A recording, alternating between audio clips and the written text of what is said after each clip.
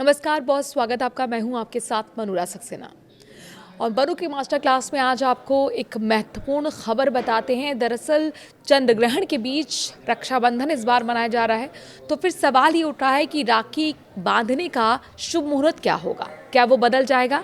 तो सारे जो कन्फ्यूज़न है इस वीडियो में हम आपको दूर करने की कोशिश करेंगे। जो ज्योतिषाचार्य हैं, जो एक्सपर्ट हैं, पंडित हैं, उनसे बातचीत करने के बाद ये पूरा वीडियो एक्सप्लेनर हमने तैयार किया है। तो इस साल रक्षाबंधन का पर्व 28 अगस्त शुक्रवार को मनाया जाएगा। हिंदू पंचांग के मुताबिक ये दिन श्रावण मास की पूर्णिमा है, जिसे भाई बहन के प्रेम और पवित्र रिश्ते के प्रतीक के रूप में बेहद खास माना जाता है। इस दिन बहनें अपने भाई की कलाई पर राखी बांधकर उसकी सुख, समृद्धि और लंबी उम्र की कामना करती हैं, जबकि भाई बहन की रक्षा और हर परिस्थिति में उसका साथ देने का संकल्प लेते हैं। इस बार रक्षाबंधन का दिन इसलिए भी चर्चा में है क्योंकि 28 अगस्त को आंशिक चंद्र ग्रहण पड़ने वाला है।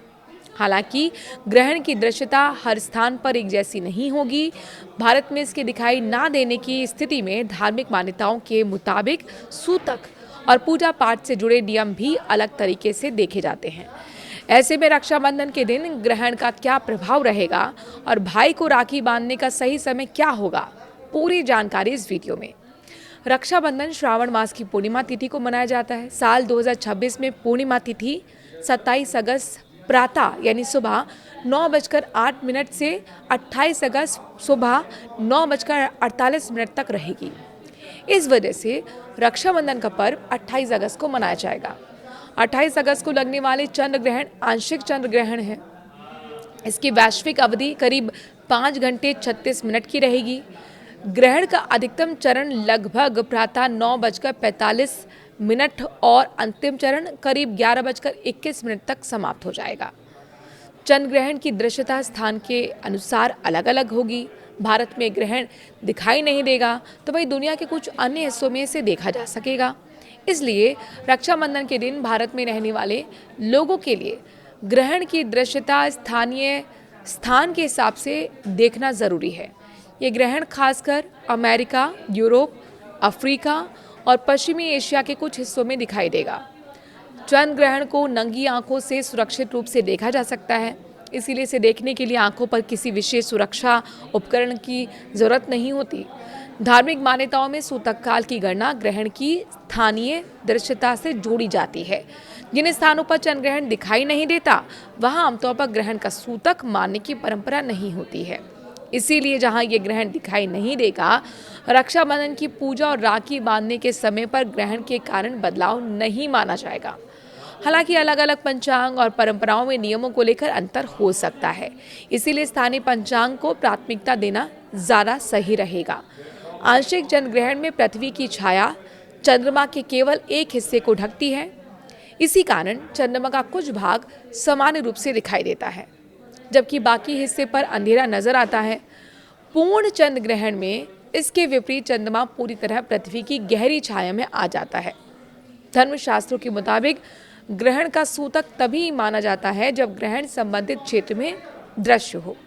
चूंकि दोनों ग्रहण भारत में दिखाई नहीं देंगे, इसलिए मंदिरों में पट बंद करने, पूजा अर्चना रोकने या फिर धार्मिक अनुष्ठानों में किसी प्रकार का कोई परिवर्तन करने की जरूरत नहीं होगी। चंद्र ग्रहण तब होता है जब पृथ्वी सूर्य और चंद्रमा के बीच आ जाती है और उसकी छाया चंद्रमा पर पड़ती है। ग्रहण के अशुभ असर से बचने के लिए हनुमान जी की पूजा करनी चाहिए। हनुमान चालीसा का पाठ जरूर करें। भगवान शिव और माता दुर्गा की आराधना करनी चाहिए। महामृत्युंजय मंत्र और दुर्गा सप्तमी जो सप्तशती का पाठ है उसे जरूर करना चाहिए। 28 अगस्त को जो राखी बांधने का समय है वो सुबह 5:58 से लेकर 9:48 तक बताया गया है। इस दिन भद्रा सूर्योदय से पहले ही समाप्त हो जाएगी।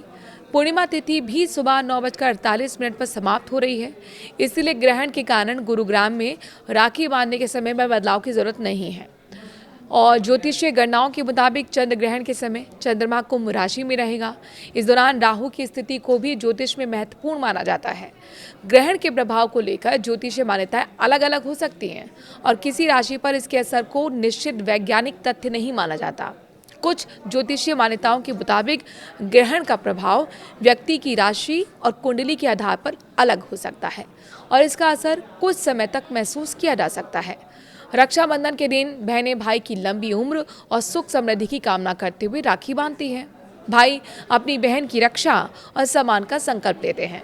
चूंकि साल पूर्णिमा तिथि सुबह तक ही है, इसलिए अपने शहर के पंचांग के मुताबिक शुभ समय में राखी बांधना बेहतर रहेगा। अगर आपकी कोई अभी भी जिज्ञासा है, कोई सवाल है, तो कमेंट के जरिए अपनी बात रख दीजिए।